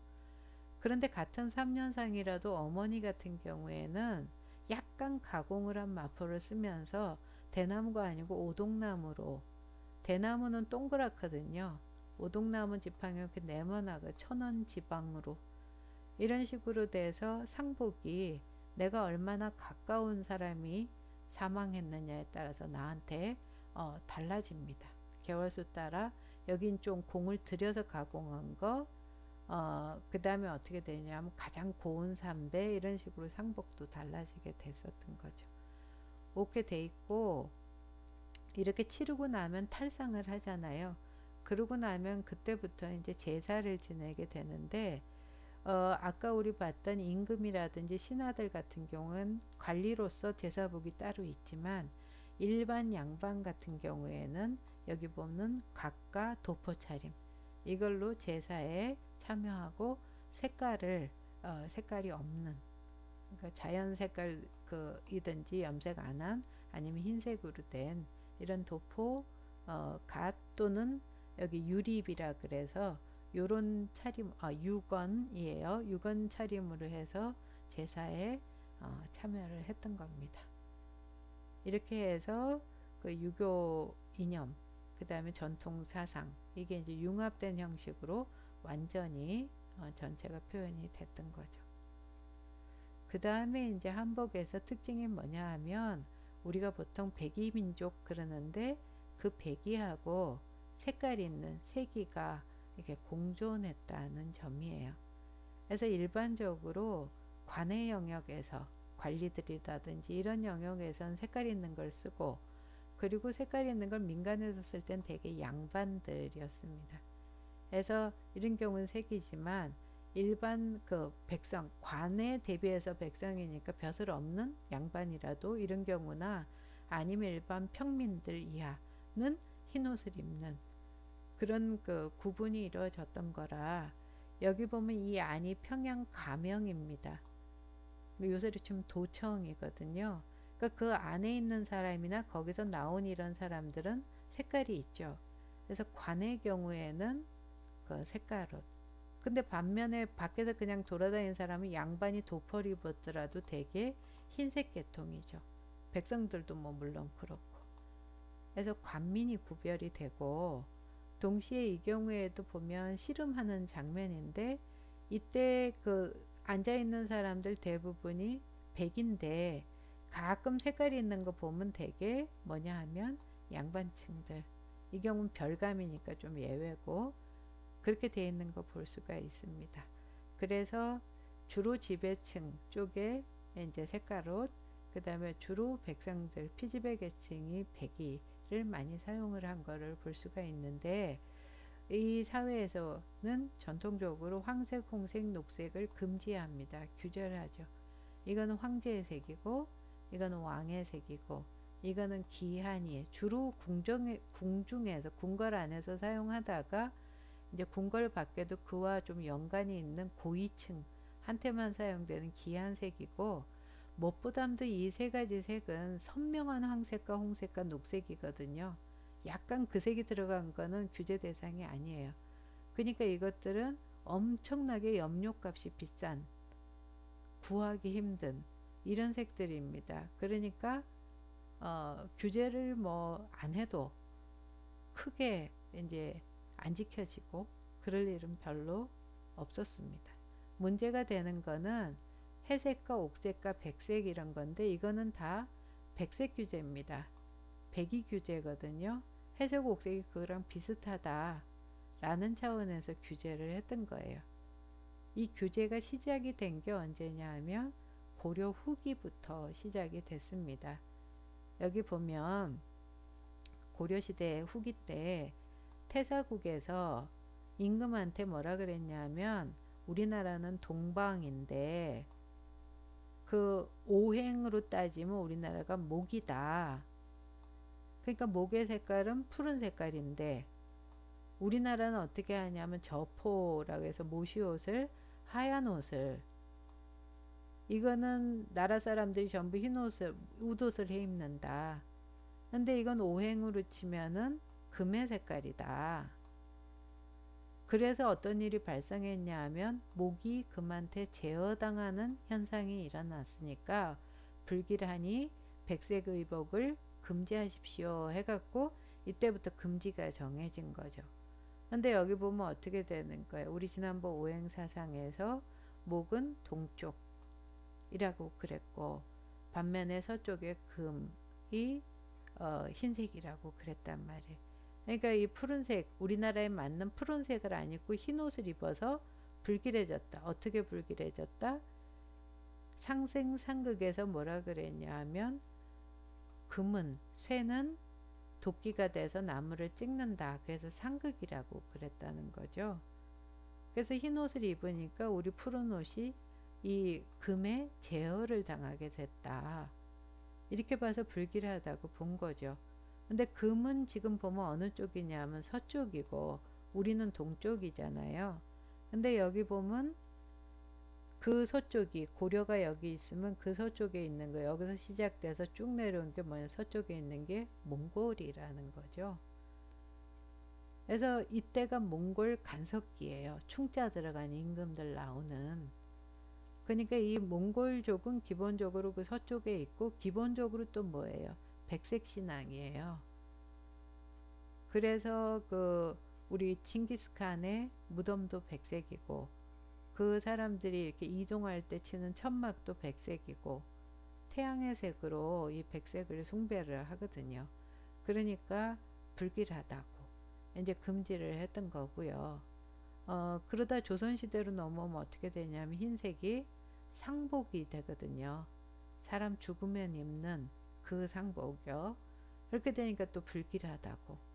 그렇게 돼서 계속 규제를 당했던 거가 백색인 거예요. 백인 거예요. 그런데 어떻게 되냐 하면 우리는 백의를 고수하죠. 아주 소수의 지배층, 관반, 여기를 제외하고는 백의를 고수해요. 양반일지라도 일반 선비들은 그 회색이나 옥색 두루마기 이런 거 입고 백의를 고수를 해요. 여기서 이제 제일 중요한 원인으로 우리가 지목할 수 있는 건, 왜 그걸 계속 그랬어? 그거는 일단 염료가 부족한 거죠. 아까 우리 푸른색으로 옷을 해 입으려면 쪽을 심어야 돼요. 쪽물 들인다 그러잖아요. 근데 이거를 자연에서 얻을 수가 없어요. 우리나라는.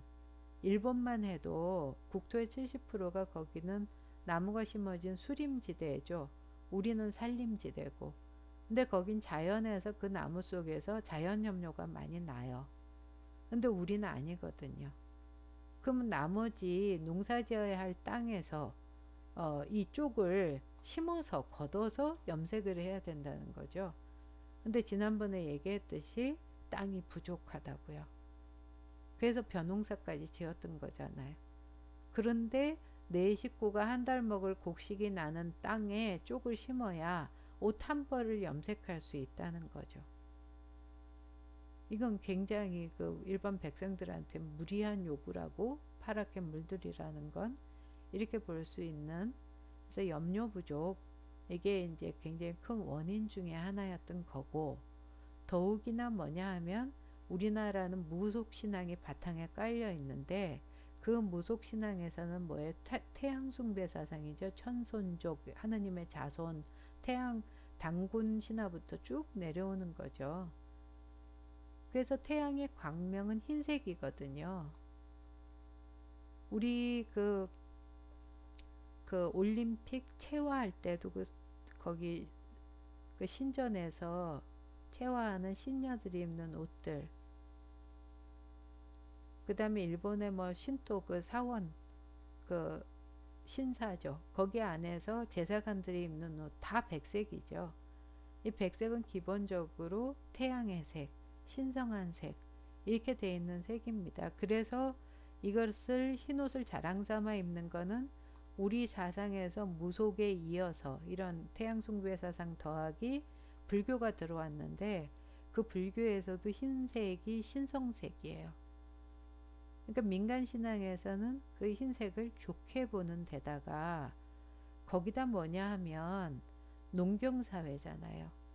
농경사회에서는 밭에 나가서 일을 해야 되고 논에 나가서 일을 해야 되는데, 햇빛을 제일 잘 차단해 주는 색이 무슨 색이냐 하면 백색이거든요. 그러니까 굳이 물들여 입을 상황이 아닌 거죠. 더욱이나 여기 나온 이런 저기 두루마기 있고 갓쓴 이런 선비들 같은 경우에도 이 백색이 청렴의 상징, 그 수신의 상징, 이런 식으로 선비의 뭐 기계 이런 걸 보여주는 색으로 인식되기 시작한 거죠. 살림정치기로 넘어가면. 거기다가 전통적으로 물이 깨끗한 물이잖아요. 이렇게 그 황토물이나 이런 물이 아니기 때문에 그대로 빨아갖고 잿물에 삶아서 이렇게 그 빨아서 널면 그 흰색이 유지되는 이런 상황이었다는 거죠. 그래서 이게 이제 그 1907년 이 무렵에 외국인이 찍은 사진인데 장날 풍경이거든요. 그러니까 그 사람 표현이 마치 목화밭에 온 것 같은 이런 식의 이제 백이 풍속이었다는 거죠. 이런 백이 풍속에 대해서 일제 같은 경우는 일단 동원해서 이제 일을 시켜야 되겠고, 한편으로는 뭐냐 하면 민족의식, 흰색으로 이 상징되는 그 민족의식을 눌러야겠다는 생각이 들었던 거예요. 그래서 어떻게 하냐면 흰옷을 벗자. 그래서 교복이나 군복이나 이런 색이 전부 우리 일본에서 곤색이라고 하는 감색이죠. 짙은 파란색 이런 걸로 이제 바뀌게 되고 하는데, 이 흰옷은 망국의 옷이다, 노는 녀석의 옷이다 이러면서 캠페인을 하는 거예요 지금. 그래서 물들여 갖고 일터로 가자. 그렇게 함에도 불구하고 이 시기에는, 일제 시기에는 거의 백일을 입는 거가 민족운동 차원이에요. 특히 대부분의 사람들이 아직도 농촌에서 농사짓고 살던 시절이었기 때문에 현실적으로 놓고 볼 때 뭐 학교 가는데 교복이나 아니면 군복 입고 이 일부 사람을 제외하고는 그 백일을 유지할 수 있는 상황에서 저항을 해 나갔던 거죠. 그래서 쭉 백이가 고수가 됐던 그런 모습을 볼 수가 있고, 이 백이는 자연주의하고 상통한다 그러죠. 요즘 나오는 백이는 흰색으로 이렇게 그 염색을 하지만 여기 나오는 백이는 뭐냐 하면 염색을 안 한 색이에요. 그러니까 원래 우리 이제 면이나 아니면 마나 이런 백성들이 입던 그 옷감이 처음에 이렇게 짜놓으면은 약간 누르스름한데, 그거를 자꾸 빨고 잿물에 삶아 가지고서는 또 널고 또 입고 이러면은 색이 아주 푸르스름한 빛이 도는 흰색으로 배기로 되는 거거든요. 그러니까 이건 자연의 색깔 그대로를 얘기를 하는 거고, 그런 이유 때문에 뭐라 그랬냐면 특히 일제 시기에는 이 배기를 막 그렇게 못 입게 해도 자꾸 입으니까 조선인은 색 감각이 떨어져서 그런 거다라는 논문도 나오고 막 그랬던 거예요. 근데 그렇게 보기는 조금 어려운 거가, 식 중심으로 해서는 한국인의 이 색감은 대단히 발달한 거가 보여지는 거죠. 여기 보시면 아이들 같은 경우는 아까 우리 이 저 색깔 있는 옷을 입을 수 있는 게 아주 제한된 계층이었던 이유 중에 하나가 염료가 부족해서 그런 면이 상당히 있었던 거거든요. 그러면 그 아주 어리고 그리고 감이 염료가 많이 필요하지 않은, 특히 양반집 아이들 같은 경우에는 이렇게 염색을 해서 입혔던 거예요. 그래서 여기 이렇게 보듯이 그 오행의 색깔을 다 갖춘, 그리고 머리에는 이렇게 굴레를 아주 아름답게 수까지 나서 이렇게 입히기도 하고, 아니면 음양의 원리를 적용해서 이게 붉은색 양의 색깔과 음의 색깔 요걸로 구성이 되는 사규삼이거든요. 이걸 관례복으로도 사용을 했었던 거거든요. 이런 식으로 해서 특별하고, 특히 어린이 같은 경우는 그 염색한 옷 이거를 우리가 복식할 때 복 부분에도 일부 사용을 했었던 거예요. 근데 염료가 워낙 부족하고 그런 상황에서 이렇게 발달된 전통 염색, 그 우리의 대표적인 못이죠. 그 못에 이렇게 염색을 해서 나오는, 특히 요 색은 여기 보이듯이 우리가 이 전통사회에서 계속 그 권장했던 동방의 색, 쪽 푸른색입니다. 그래서 같은 쪽을 갖고 염색을 해도 이렇게 아주 다양한 푸른색이 나오거든요. 이거는 굉장히 전통 염색이 발달하고 색감각도 있고 아름답습니다. 그러니까 요즘 부가가치가 높은 그런 그 상품으로 이제 개발할 수가 있게 되지만, 그 당시에 이게 모든 사람이 이렇게 접근할 수 있는 부분이 아니었던 거거든요. 그래서 그 당시에 그나마 민간에서 사용하던 그 염색은 여기 나오는 요 간물을 들이는 겁니다. 대개 집 뒤에 이렇게 정원이 있고 백성들 집이라도 대개 과일나무, 그 중에서도 감나무 같은 경우에 한 그루씩 있었거든요.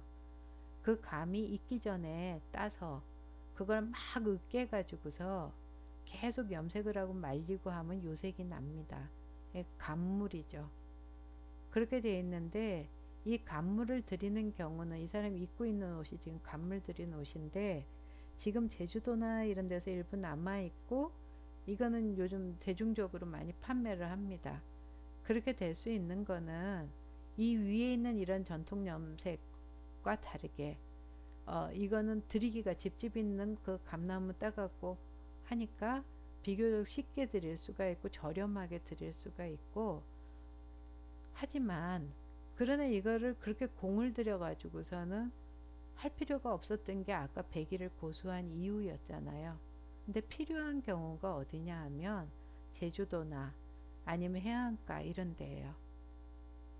우리가 보통 삼배나 아니면 면이나 이런 무면 같은 걸 입는데 그 옷들 특징이 물속에 들어가면 굉장히 거칠어져서 살이 닿으면 살이 빨긋빨긋해지고 힘듭니다. 그런데 이 물을 들이면 옷감이 물속에 들어가도 젖어도 부드러워서 그런 일을 막을 수가 있기 때문에 그런 지역에서만 썼던 거고, 그러니까 오늘날도 이 경우에는 대중화가 가능하고 요거는 아주 고급으로 개발해서 사용할 부분이고 이렇게 되는 거죠. 요컨대 과거에는 양반집 어린아이나 일부 왕실이나 간복이나 이런 경우를 제외하고는 염료의 부족을 해결할 수 있는 방법은 복 부분, 그러니까 옷 자체 전체를 염색하는 거에는 무리였다는 거예요. 그러면 그건 어디로 해결해야 되냐면 포인트를 주는 식 부분에서 옷은 백색으로 입더라도 이렇게 주머니, 차고 다니는 주머니라든지, 요거는 붓주머니거든요. 요런 경우에 조각천이나 작은 천을 이용해 가지고서 색을 표현을 하고, 그리고 무엇보다도 실을 염색해서 그 실 갖고 이렇게 술을 놓으면 굉장히 눈에 띄게 색 감각을 표현할 수 있는 거죠. 그래서 식을 통해서 색 감각을 표시를 한 거예요. 이 경우에도 조각천을 이용하더라도 우리가 아까 봤던 오행의 그 구분에 맞춰서 이렇게 연결해서 쓰고, 조각천으로 보자기를 만들어도 그 원리가 서로, 근데 조각천을 갖고 이런 식으로 연결해 나는 그 감각은 이것도 마찬가지죠. 굉장히 뛰어난 그런 색 감각을 보여줍니다.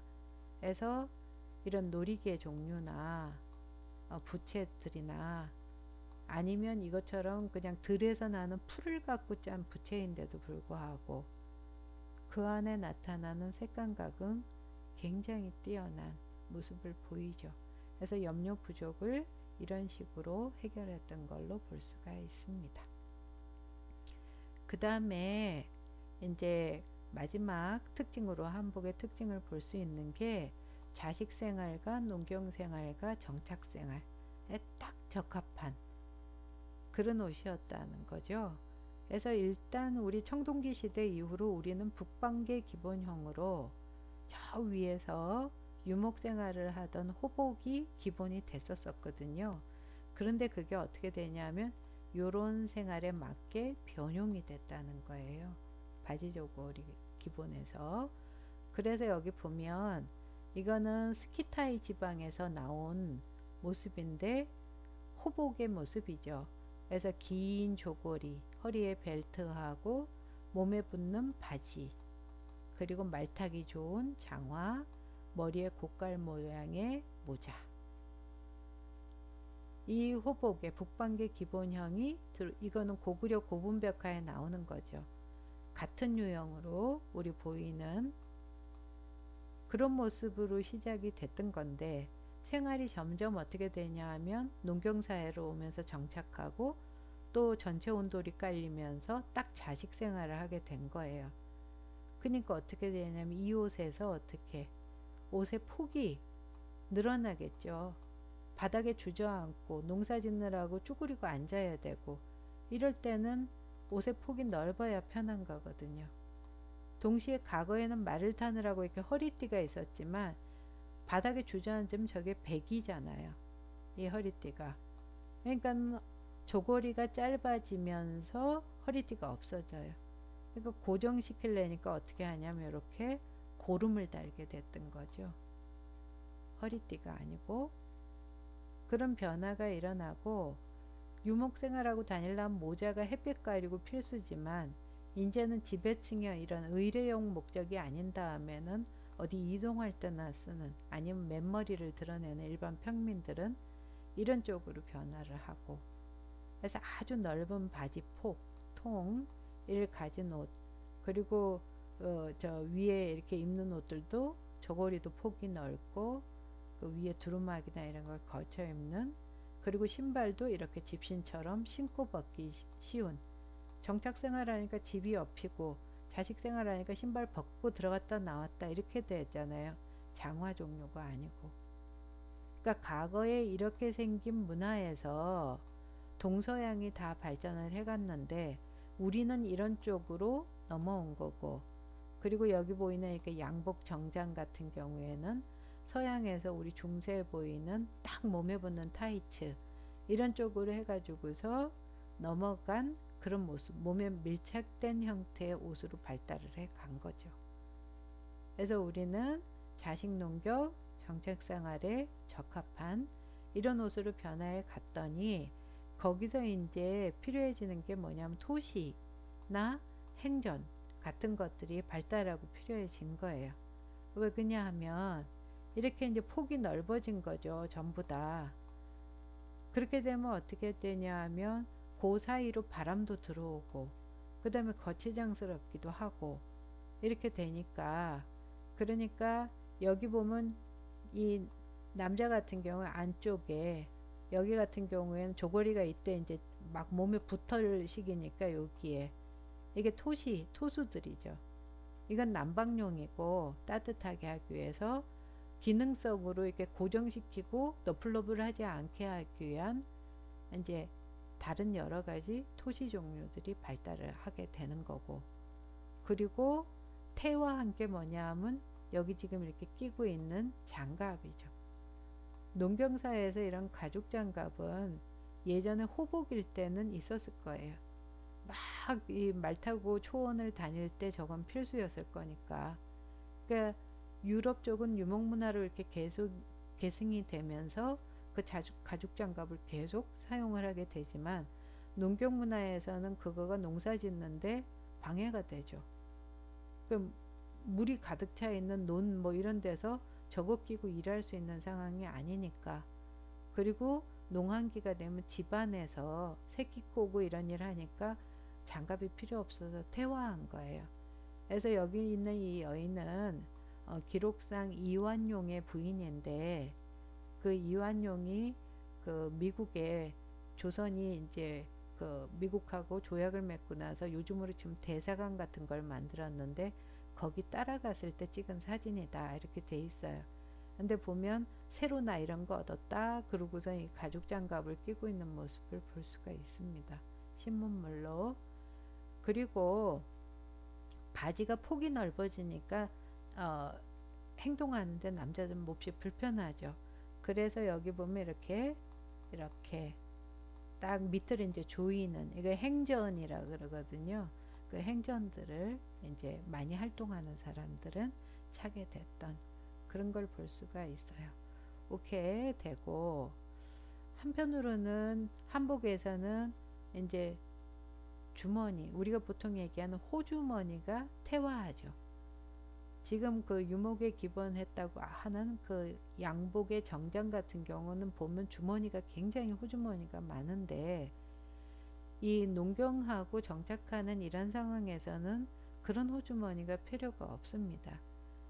그거는 이동을 상정을 해서 뭐 계속 이동 생활하니까 조그만 단검도 넣고 부싯돌도 넣고 그러니까 호주머니가 필요한 거지만, 농사 지을 때는 그 뭐 홈이나 뭐 낫이나 이런 게 주머니에 들어갈 사이즈도 아니고, 옆에 정착 생활을 하니까 수시로 집에 들어가서 그런 기구들을 갖고 오고 이런 상황이기 때문에 호주머니는 태화할 수밖에 없는데, 그래도 가끔 뭐 이동을 한다든지 이럴 때 필요에 의해서 주머니는 어떻게 되냐면 착탈식으로 발달을 하는 거예요. 그게 복주머니죠. 뗐다 붙였다 할 수 있는. 그래서 여기 보면 이렇게 아예 줄이 이렇게 있어 가지고 이걸로 붙였다 뗐다 할 수 있는. 그래서 기본적으로 이렇게 두루주머니 이거나 이렇게 귀주머니거나 뭐 여러 가지 형태의 아름다운 주머니들이 많이 발달을 합니다. 그래서 요 사람도 관복을 갖춰 입고 있는데 여기 보면 황금색으로 주머니를 달고 있는 게 보이고, 요 사람도 보면 여기 주머니 끝이 보이죠.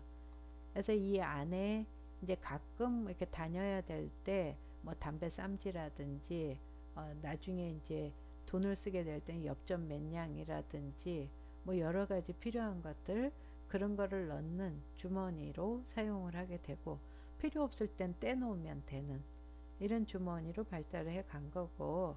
그래서 여기 보면 이순신 장군 여기 그림에도 이런 식으로 주머니가 지금 달려 있죠. 요 주머니는 요건데 그 안에 이렇게 생긴 나무로 생긴 게 있고, 요걸 요렇게 열면 요게 그 안에 들어있는 겁니다. 반달 모양으로 생긴. 그래서 요거는 지금 오른쪽이라고 돼 있는데, 삼도수군 통제사로 임명이 되면 여기가 이를테면 통제사 이렇게 쓰인 거를 임명을 할 때 아예 이거를 줍니다. 그래서 이게 뭐냐면 병부라는 건데, 군대를 움직이고 동원할 때 그 일테면 저 중앙에서 군대를 추가로 보내야겠어요. 아니면 뭔가 연락을 해야 된단 말이에요. 그럴 때 이 가짜인지 진짜인지 알 도리가 없잖아요. 그래서 처음에 임명할 때 아예 요걸 줘서 보내고, 나머지 반쪽 요거는 정부에서 보관을 하고 있다가 중앙에서, 그러다가 나중에 원군을 보내거나 뭐 연락을 보낼 때 요 나머지를 줘서 보내면 맞춰보고 아 그래 이게 진짜구나 아니면 이 명령 확인하고 이런 쪽으로 사용을 했던 병부주머니가 늘 갖고 있어야 한단 말이죠. 그래서 이런 식으로 이렇게 차고 있었던 모습을 볼 수가 있습니다. 그래서 이것도 뗐다 붙였다 하는 복주머니 형식인 거죠. 이게 발달을 하고요. 그 다음에 이제 농경사회의 성격을 잘 보여주는 거가 농경의 부산물들, 그러니까 집신이라든지 지푸라기라든지 주변에 있는 그 식물성 재료를 갖고 이런 여러 가지 것들을 만들어서 사용을 했던 거예요. 그래서 가장 보편적으로 사용하던 신발이 집신이죠. 여기 개인이 이렇게 갖고 짜가지고 쓰기도 했는데 이렇게 팔러 다니는 사람들도 있었어요. 나중에는. 그래서 집신 같은 경우가 있고 이 경우에도 짚을 갖고 이게 비올 때 비옷이죠. 도롱이 이거를 만들어서 쓰고 그 다음에 위에 갈모도 그래 집 종류로 해서 짜서 비를 막는 모자 이렇게 볼 수 있는 거죠. 대나무나 아니 집 같은 걸로 사용을 하고 그리고 밑에 보면 이제 남학신 같은 거 이거 나무로 만들어서 만든 걸 볼 수가 있죠. 그 다음에 어떻게 되냐 하면 우리가 생각보다 우리가 알기보다 많이 사용했던 게 여기 두 개 나오는 이것들 삿갓입니다. 그래서 보통 우리는 이거 특별한 사람들이 썼나? 그게 아니고 이건 여자들이고 남자잖아요. 그러니까 당시에 그 외국 사람들이 와서 보고 깜짝 놀란 게 조선인은 너무나 큰 모자를 쓰고 다닌다. 이게 햇볕도 가려주고 비도 가려주고 여러모로 다용도로 좋은데 두 번째 놀라는 거는 뭐냐면 너무 가볍다. 그러니까 주로 이제 대나무나 뭐 이런 종류를 해가지고서 짜서 삿갓 같은 경우도 많이 사용을 했던 거죠. 근데 이것들은 딱 어디 특화가 돼 있는 거냐 하면 자식 농경 정착 생활에 그 적합하게 만들어진 거죠. 옷의 폭은 넓고요. 그 다음에 농사짓는 여러가지 부산물이나 그 농사짓고 쭈그려 앉아 일하기 좋은 그리고 호주머니도 태화한 이런 형태의 그 복식이잖아요.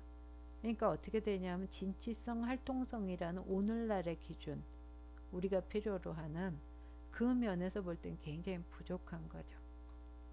그 당시에 맞는 그런 옷이에요. 그러다 보니까 어떻게 돼요? 우리는 불편하죠. 요새 한복을 입으면 전통 한복을 입으면 그러니까 여기 보시면 이게 개화기 이후에 서양에서 들어와서 한복에 영향을 줬던 조끼예요. 그래서 보통 요렇게 하고 요렇게 해서 3개 정도 주머니가 있는데 이게 아주 급속도로 그 수용이 되거든요. 그건 뭐 널 아까 복주머니 차고 다니고 그거보다 이게 훨씬 편하니까. 이거는 흥선대원군이 청나라에 잡혀갔다 오면서 이제 마개라고 청나라 옷을 가지고 와서 만든 마고자죠. 그래서 이게 아까 그 치렁치렁한 포보다는 집안에서 요걸로 이제 저고리 위에 덧입으면 좋으니까 해갖고서 많이 수용이 됐던 것들이거든요. 그러니까 한복도 지금 우리가 굉장히 우리 생활, 지금 생활, 변화한 생활에는 불편한 거예요. 그러면 그걸 해결할 수 있는 방법은 두 가지로 가는 거죠. 하나는 관광상품이나 이런 용으로 해서 우리 전통 문화를 그대로 보여줄 수 있는 그 면으로 제대로 복원해서 사용하는 법 하나가 있을 거고 또 하나는 그 옷 우리가 얘기하는 복 부분이 좀 불편하면 그 중에 일부 요소만 따서 예를 들어서 치마만 입어서 드레스 만들면 되겠다 라든지 조고리에서 고름이나 이런 게 불편하니까 고름을 없애고 단추를 단다든지 치마 길이를 짧게 만든다든지 하는 다양한 방법으로 옷 자체도 현대생활에 맞게 바지 종류를 하는데 바지 폭을 좀 줄이고 통을 줄여서 지금 현재 생활에 맞게 만들어 본다든지 고구려 시대 때 우리 아까 봤던 그런 형태의 옷으로 만들면 생활이 굉장히 편안하게 될 수 있는 거죠. 그리고 무엇보다도 활용하기가 제일 좋은 거가 옷이 아니고 식 부분이죠. 아까 봤던 많은 요소들 전통 그 염색부터 시작해서 어, 여러 가지 주머니 종류라든지 장식물 종류라든지 이런 것들은 현대 우리 옷에도 얼마든지 적용할 수 있는 그런 부분들이거든요. 그러니까 그 부분들을 잘 찾아내서 응용하는 것이 필요하겠다고 할 수 있겠죠. 요것은 참고 문헌입니다. 수고하셨습니다.